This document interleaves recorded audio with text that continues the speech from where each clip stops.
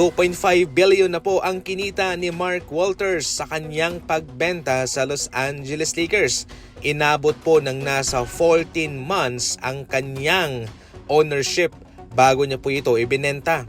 Nabili niya ang majority stake sa Family Bus sa presyong $10 billion at ngayon ito ay kanyang ibinenta sa presyong 12.5 billion. Marahil marami po ang nagtatanong kung bakit nga ba malaki pa rin po ang itinaas ng presyo ng ticket despite na wala na si LeBron James sa kanila.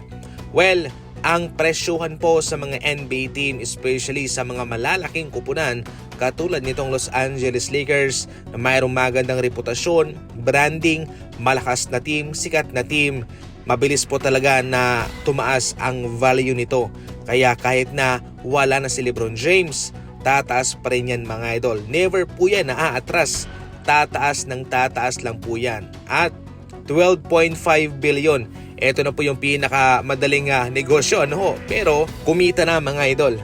Kumita na po ng nasa 2.5 billion. At hindi po basta-bastang pera po yan. Malaki na nga yung $100,000. Malaki na nga yung $50,000. Imagine, $2.5 billion.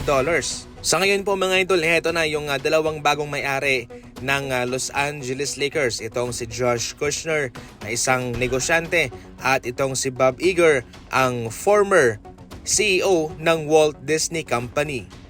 Si Stephen Curry na lang po mga idol ang natira sa larawang ito. Si Derrick Rose, retirado na. Kasama si John Wall, si Chris Paul at ngayon naman si Russell Westbrook mga idol. Kinunan ang larawang ito sa kanilang pagpupromote ng NBA League Pass. Mga sophomore pa ang mga player na ito mga idol Ibig sabihin nun ay pangalawang taon nila sa NBA. Nakakalungkot lang isipin na 37 years old pa lamang itong si Russell Westbrook pero pinili niya nang magretiro despite na marami na po mga kupunan ang gustong makuha siya. Yung Kings at yung Washington Wizards. Pinili po ni Russell Westbrook mga idol na magretiro na lamang para mag-focus sa kanyang pamilya dahil syempre sa kanyang career ay hati ang kanyang panahon, ang kanyang oras. Kaya sa ngayon, magfo-focus siya sa kanyang mga anak, sa kanyang asawa, sa kanyang buong pamilya. Hindi po magka-draft class sina Stephen Curry at Russell Westbrook. Si Westbrook pumasok siya 2008, samantalang si Steph 2009. Yung mga draft class ni Stephen Curry ay sina James Harden, Jrue Holiday, DeMar DeRozan at marami pa pong iba. Sa pangkabuuan, nagretiro lamang po si Russell Westbrook bilang isang player sa paglalaro ng basketball. Guess what mga idol magsisimula na po ang kanyang transitioning at ngayon marami na po ang excited kung ano ba ang magiging susunod na trabaho ni Russell Westbrook, kung siya ba'y magiging head coach.